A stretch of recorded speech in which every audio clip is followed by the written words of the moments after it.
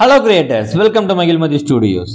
இந்த வார வெள்ளிக்கிழமை தியேட்டர்ல என்ன படம் வருது நீங்க பாத்துக்கிட்டு இருந்தீங்க அப்படின்னா கோட்டுக்காளி அப்படிங்கிற படத்தை பார்த்திருப்பீங்க. சூரி, ஆனபென் அண்ட் PS வினோத்ராஜோட டைரக்டிங் அண்ட் டைரக்ஷன்ல வெளியே வந்திருக்க படம். இந்த படத்தோட ட்ரெய்லர் லான்ச்சை லேட்டஸ்டா நீங்க ஃபாலோ பண்ணிருந்தீங்க அப்படின்னா ஒரு படத்தை இதை விட அதிகமா மிகைப்படுத்தவே முடியாதுங்கிற அளவுக்கு மிஷ்கினா இருக்கட்டும், வெற்றிமாறனா இருக்கட்டும், பாலாஜி சக்திவேலா இருக்கட்டும், அவ்வளவு பாராட்டி அந்த படத்தை பத்தி பேசியிருப்பாங்க. இந்த படத்தை அவங்க பார்த்துட்டு பேசியிருப்பாங்க. பட் இந்த படத்தை பத்தி எல்லாருமே பேச பொருளா ஆகிறதுக்கான காரணம் என்ன அப்படின்னா, இந்த படத்தோட டைரக்டரோட முந்தைய படம் கூழாங்கல் ஒரு இன்டர்நேஷனல் அவார்டு வாங்கியிருக்கு. கிறிஸ்டபர் நோலன் வாங்கின அவார்டை இந்த டைரக்டர் வாங்கியிருக்காரு அப்படிங்கிறது தான் மொத்தமா இந்த படத்துக்கான பேசும் பொருள். ப்ரொமோஷனாவே அதான் அவங்க யூஸ் பண்றாங்க. அப்படி அந்த கூழாங்கல்ல என்ன இருக்கு, இன்டர்நேஷனல் அவார்டு அளவுக்கு அந்த படம் ஒர்த்தா அப்படின்னு வாங்க பார்க்கலாம்.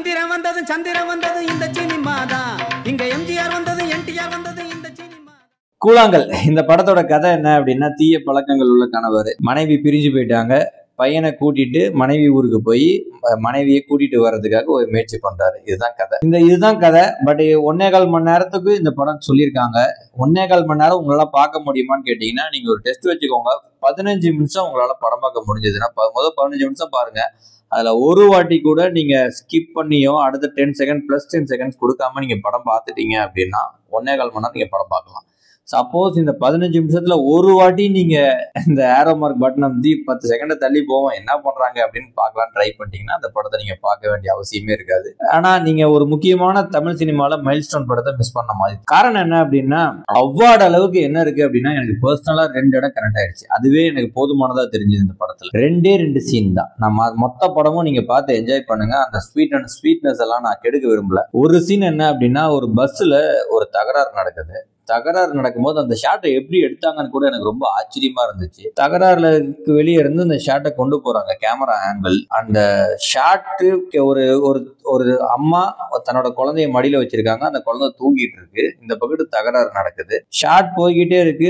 ஷாட் யாரை நோக்கி போகுதுன்னா அந்த அம்மா குழந்தைய நோக்கி போகுது. கரெக்டா கிட்ட போனோம்னா அந்த குழந்தை முழிச்சு அழுவுது. அது ஒரு கை குழந்தை, கிட்டத்தட்ட ஒரு 2 வயசு தான் இருக்கும் அந்த குழந்தைக்கு. அந்த ஷாட்டை எப்படி எடுத்தாங்க அப்படின்னு எனக்கு இப்பயுமே புரியல. அந்த ஷாட் உங்களுக்கு பிடிச்சிருச்சு அப்படின்னா இந்த படம் ஏன் அவார்டு வாங்குச்சுன்னு நீங்க கேள்வி கேட்கவே மாட்டீங்க. நான் அந்த சீன்லயே I am convinced that international award வாங்குறதுக்கு ஒருத்தான படம். அதுக்கப்புறம் லாஸ்டா ஒரு சீன் எனக்கு அந்த ஃப்ரேம் ரொம்ப பிடிச்சிருந்துச்சு. நான் கூட அந்த ஃப்ரேம் வந்துட்டு இருக்கும் போது அந்த ஃப்ரேம் ஒரு 1 மினிட் எக்ஸ்டெண்ட் ஆகிட்டே போயிட்டு இருக்கு. நான் செல்போன் எடுத்து அந்த ஃப்ரேமை போட்டோ எடுத்தேன். எனக்கு இந்த ஃப்ரேம் எனக்கு ரொம்ப கனெக்ட் ஆயிடுச்சு. அந்த ஃப்ரேம் நம்மளோட பர்சனல் லைஃப்லயே எனக்கு எங்கேயோ கனெக்ட் ஆன மாதிரி ஒரு ஃபீல் வந்துச்சு.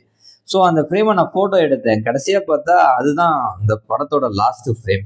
ஸோ எனக்கு எது பெஸ்ட்டுன்னு தோணுச்சோ அதுதான் படத்தோட லாஸ்ட் ஃப்ரேமாக இருந்தது. எனக்கு ரொம்ப பிடிச்சிருந்துச்சு. இந்த பஸ்ஸோட சீனுக்கும் அந்த ஷாட்டுக்கும் இந்த லாஸ்டா வச்ச ஷாட்டுக்காகவே இந்த படம் 100% இன்டர்நேஷனல் அவார்டுக்கு ஒருத்தான படம்.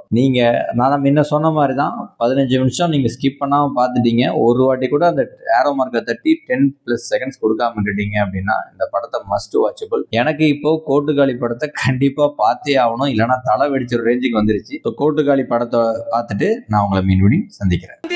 சந்திரம் வந்தது இந்த சினிமா தான். இங்க எம்ஜிஆர் வந்தது.